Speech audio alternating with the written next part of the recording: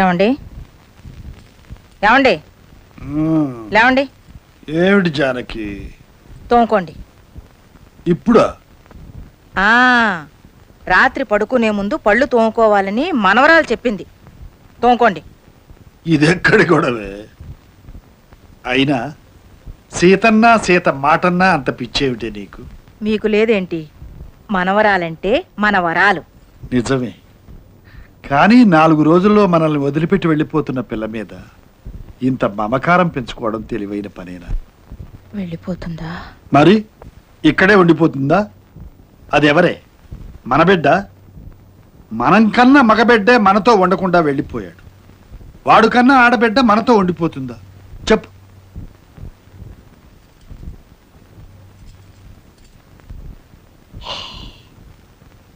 నానమ్మా, నానమ్మా, ముందు చెప్పు నానమ్మా.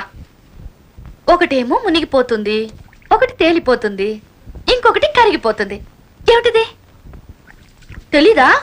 మరి తెలీదంటే ఒప్పుకోనానమ్మా. లేదంటే చెప్పు.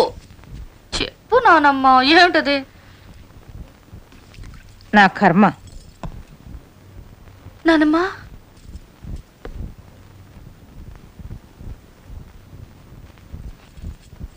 ఏంటి నానమ్మా పొద్దుటి నుంచి ముభావంగా ఉన్నావు నాతో? ఏమైంది? చూడు, నాతో ఎక్కువగా వాగొద్దు. నీ పనేదో నువ్వు చూసుకొని నీ తోవను నువ్వు పో. అమెరికా నుండి వచ్చావు, అమెరికా పోతావు. నీ మీద ఆశలు పెట్టుకునేవి లాభం? ఇంతకాలం మీ నాన్న కోసం కలవరించాను, ఇక ముందు నీ కోసం కలవరిస్తూ చావాలి. నా వల్ల కాదమ్మా.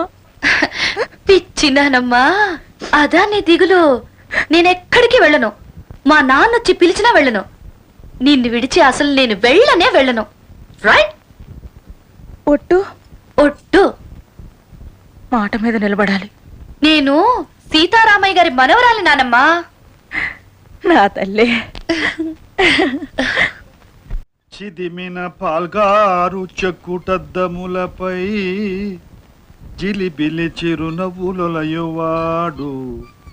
రాము వంటి కొడుకు, సీత వంటి భార్యయు, లక్ష్మణ భరత శత్రుఘ్నుల వంటి తమ్ములును లేరు.